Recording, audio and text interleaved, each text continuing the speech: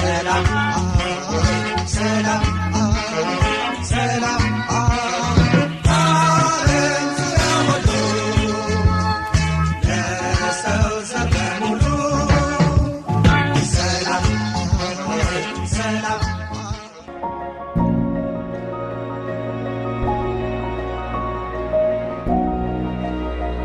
የአፍሪካ ሀገራት ኢትዮጵያን ጨምሮ በዩኒታሪ ወይም አህዳዊ ስርዓት ተመርተዋል። በፌዴራሊዝም መንግስታቸውን ተክለዋል።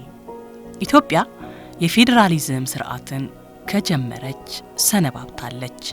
ፌዴራሊዝም በፍቃደኝነት ላይ የተመሰረተ የፖለቲካ ህብረትን የሚገልጽ በጋራ የመኖር ውልን የሚወክል ቃል ኪዳን ነው።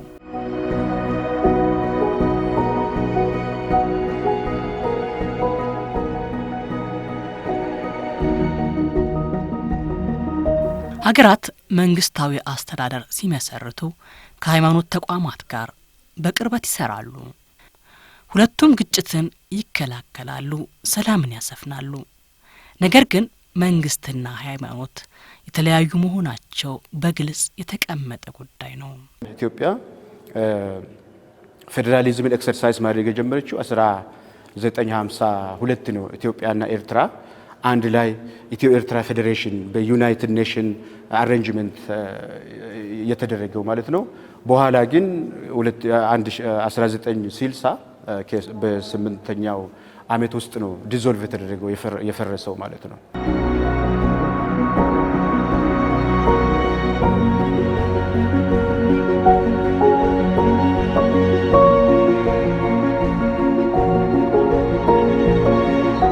ኢትዮጵያ 1983 ወዲህ በፌዴራሊዝም እንድትተዳደር የፌዴራል ህገ መንግስት ስራ ላይ ያለው ማለት ነው።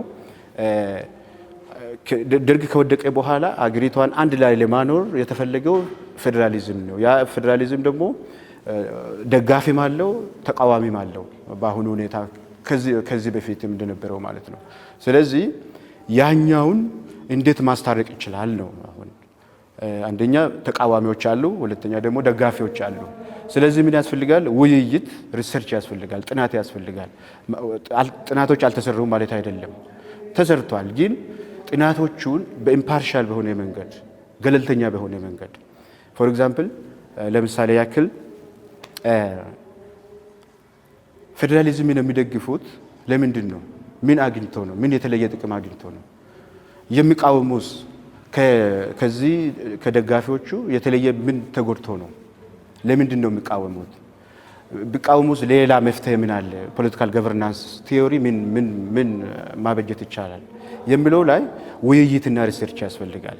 ቋሚ የሆነ ህገ መንግስት፣ የተሻሻለ የሚሄድ ህገ መንግስት ለመኖር ያስቸግራል ማለት ነው። አሁን አከራካሪ ነገር እየሆነ ያለው በአሁኑ ሁኔታ የኢትዮጵያ አሁን ባለው የኢትዮጵያ ህገ መንግስት ይሻሻል ወይ ሪፎርም ይደረግ ወይ ደግሞ ይቀየር የሚለው ላይ ነው። አሁን ባለፈው የፖሊሲ ኢንስቲትዩት ጥናት ያካሄደው ጥናት ሰርቬይ አድርጎ ነበር። እውነቱን ለመናገር በብዛት ይሻሻል የሚል ነው። ግን ይሄ ለምንድን ነው በአሁኑ ጊዜ ህገ መንግስቱ ርዕሱ ላይ ምን ይላል? after 3 decades የኢትዮጵያ ህገ መንግስት ይሻሻል ወይስ ሪፎርም ይደረግ የሚለው ላይ ነው። ይሄ መሆን ያለበት በየጊዜው ፍላጎት በተነሳበት ጊዜ፣ ሲያስፈልግበት ጊዜ ህገ መንግስቱ አዲስ ነገር ቢመጣ መሻሻል ነበረበት። 30 ዓመት ራሱ መቆየት አልነበረበትም። ኢንፎርማል ዌይ ኦፍ ኮንስቲቱሽናል አሜንድመንት ተብሎ የሚወራ አለ። እውነቱን ለመናገር ህገ መንግስቱ በይህ ህገ መንግስታዊ መንገድ ተሻሽሏል። ግን ለምንድን ነው በአንቀጽ 105 ላይ በተቀመጠው ፕሮሰስ እና ፕሮሲጀር ሊቀየር ያልቻለው? ይሄ ጥናት ያስፈልጋል ማለት ነው። ለወደፊት ራሱ ለምንድን ነው አንድ ህገ መንግስት ሪጂድ ኮንስቲቱሽን ቢሆንም ሊሻሻል አይቻልም ማለት አይደለም። መሻሻል አለበት። አዲስ ነገር ሲፈጠር፣ አዲስ ነገር ዴቨሎፕ ሲደረግ ቶሎ ኢንኮርፖሬት መሆን አለበት ህገ መንግስቱ። ፌዴራሊዝም በሁለት ነው መታየት ያለበት። አንደኛ ይሄ በቴዎሪስቶች ወይ ደግሞ በምሁራን መካከል ራሱ አከራካሪ ጉዳይ ነው። ሌሎቹ ምን ይላሉ? አይ ግጭትን የሚፈበርክ ነው ይላሉ።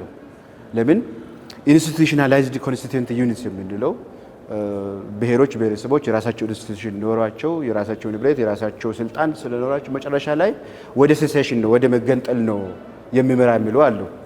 ሌሎቹ ግን አይደለም ፕሮፐርሊ ማኔጅ ከተደረገ ወደ ፒስ ወይ ደግሞ ወደ ሰላም ሊመራ ይችላል የሚሉም አሉ።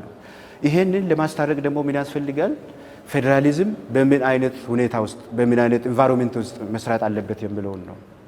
ስለዚህ ፌዴራሊዝም ባይ ኢትሰልፍ ኢዝ ኖት አን ኢንድ ቱ ፒስ ሌሎች ያስጨምራል። ፎር ኤግዛምፕል አንደኛ ዲሞክራሲ መኖር አለበት።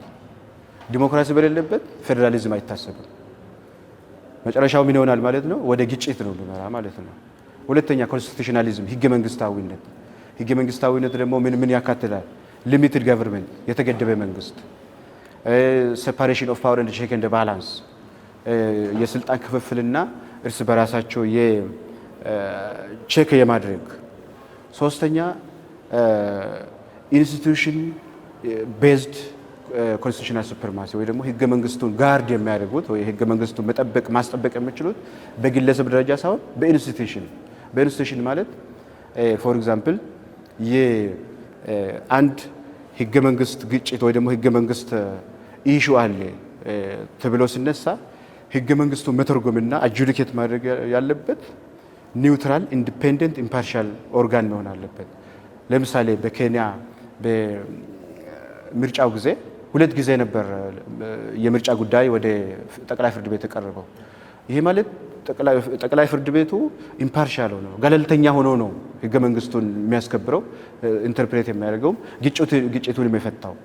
ስለዚህ በሁለቱም ጊዜ በኡሁሩ ኬንያታ ጊዜ በራይላና ኡሁሩ ኬንያታ መካከል በአሁን ሩቶ ባሸነፈ ጊዜም በሩቶና በራይላ መካከል ኒውትራል ሆኖ ነው ገለልተኛ ሆኖ ነው ውሳኔውን የሰጠው።